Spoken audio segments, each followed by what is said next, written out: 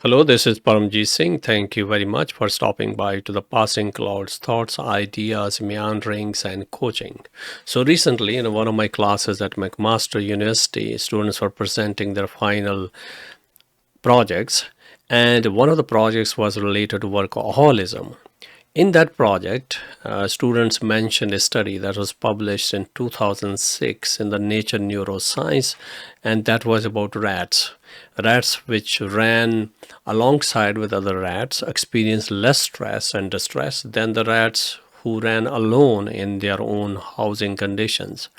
That was an interesting study, but my point of conversation here is not about that study. It's about if we can extrapolate this idea to humans, because we humans do participate in rat race pretty readily. In fact, whole idea or large part of the idea about modern living is about participating into rat race. So the idea of the study was that if you have multiple rats or rats running together, they experience less stress. And I started thinking about it. Could you think about this in the context of humans? Does it mean that humans, when they are participating in the rat race, become numb to the stress and distress of that comes from participating in the rat race?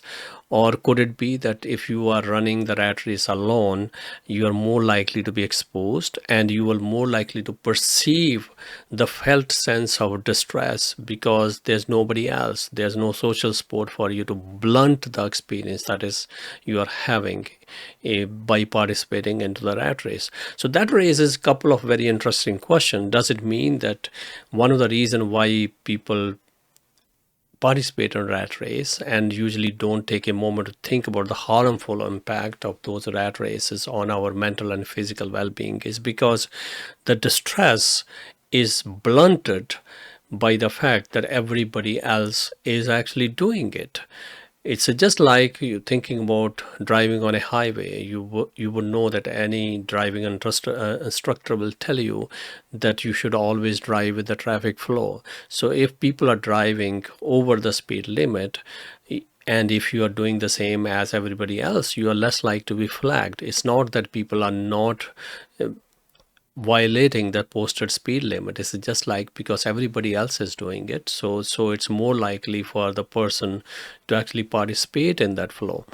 Similarly, when we are participating in the rat race, we are less likely to experience the distress that inevitably will be more pronounced if you are doing it on your own.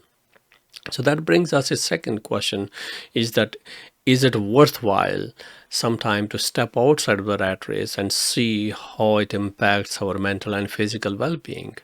Because rat race, the very nature of it is to numb us to the distress that come from participating in the rat race. And that's why, maybe that's why one of the reason is that the burnout and mental health issues in our society have skyrocketed in the past few decades, ever since the whole idea of rat race, which was in one shape and form was always present historically, but the idea of capitalism has somehow intensified the rat race because it's all about the resource monopolization and the resource sharing and working with the resources. You are accumulating resources. So my thought here and my invitation to you is that if you are being part of the rat race, it may be worthwhile just punctuating your rat race and stepping outside of it to see what kind of harmful impact it would have on your mental and physical well-being. Because we become more aware of the things when we are not in the flow. So if you are not part of the traffic and you are slightly removed from it, you will begin to know how fast people are driving and how over the limit people are driving, and that's violating the posted speed limit. Or similarly, if you take a step back from the rat race people are oftenly working through, then you can begin to notice that it could have a harmful impact on your daily life over the period of time. And one of another thing is that the fact that social support around the rat race tends to blunt the way we feel experience or we experience distress, it does not going to make much major difference in the long scheme of thing. It's not to say that if you participate in the rat race that the distress will be modulated or moderated, but ultimately at the end of the day, the distress that is a kind of an inevitable part of the being in a race would likely have a negative side effect on your physical and mental well-being.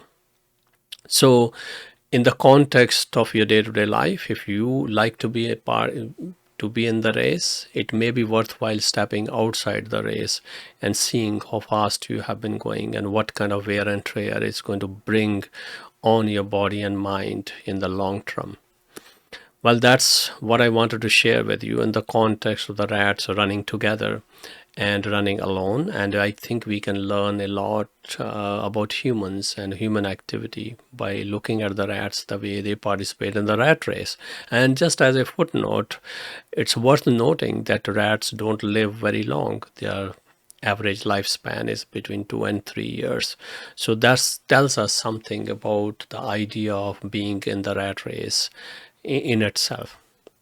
Well, that's it. I will see you next time. Thank you for stopping by. If you have any thought about this, please leave a comment in the comment section. And if you like such context, please take a moment to drop a like, subscribe to our channel, share with other people. I will be deeply grateful. Until next time, stay curious and reasonably non-judgmental. Bye-bye for now. Please subscribe to the channel, like and share. Thank you.